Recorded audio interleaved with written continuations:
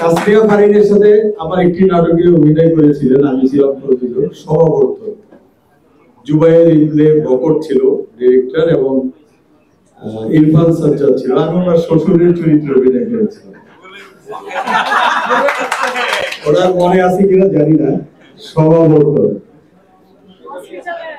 হসপিটালের সিকোয়েন্সে ছিলেন। হ্যাঁ, তো উনি তখনই দেখেছি খুব দুর্দান্ত অভিনয়, ওনার যে অভিনয় দক্ষতা, এবং এই ছবির টিজারে আমি যতটুকু দেখলাম এই ছবিটি সাকসেস না হয়ে পারে না ইনশাআল্লাহ, এবং এই ছবির মাধ্যমে চলচ্চিত্রে ইনসাফ প্রতিষ্ঠিত হবে। বিসমিল্লাহির রহমানির রহিম।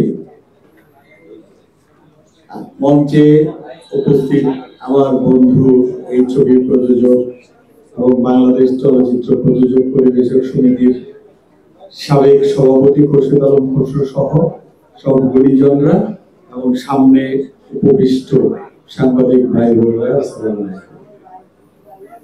আজকে খুব সুন্দর একটি মুহূর্ত, ইনসাফ ছবির প্রেস কনফারেন্স, এবং আমরা যারা আজকে আমন্ত্রিত অতিথি সবাই এই মুভির জন্য শুভকামনা জানাবো এবং দু একটা কথা বলবো।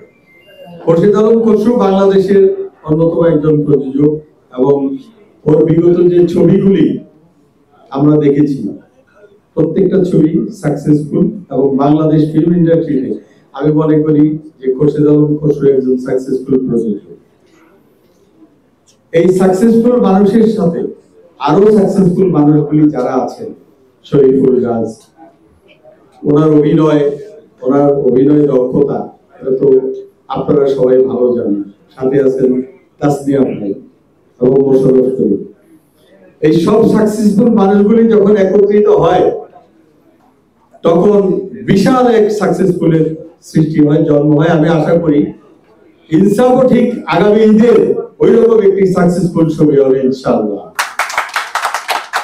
কাসরিয়া ফারিনের সাথে আমার একটি নাটকে অভিনয় করেছিলেন, আমি ছিলাম প্রযোজক, সভাপতি জুবায়ের ইবনে বকর ছিল ডিরেক্টর এবং ইরফান সাজ্জাদ ছিল। আমি আমার শ্বশুরের চরিত্রে অভিনয় করেছিলাম। ওনার মনে আছে কিনা জানি না, সভাপতি হসপিটালের সিকোয়েন্সে ছিলেন। হ্যাঁ, তো উনি তখনই দেখেছি খুব দুর্দান্ত অভিনয়, ওনার যে অভিনয় দক্ষতা, এবং এই ছবির টিজারে আমি যতটুকু দেখলাম এই ছবিটি সাকসেস না হয়ে পারে না ইনশাআল্লাহ, এবং এই ছবির মাধ্যমে চলচ্চিত্রে ইনসাফ প্রতিষ্ঠিত হবে।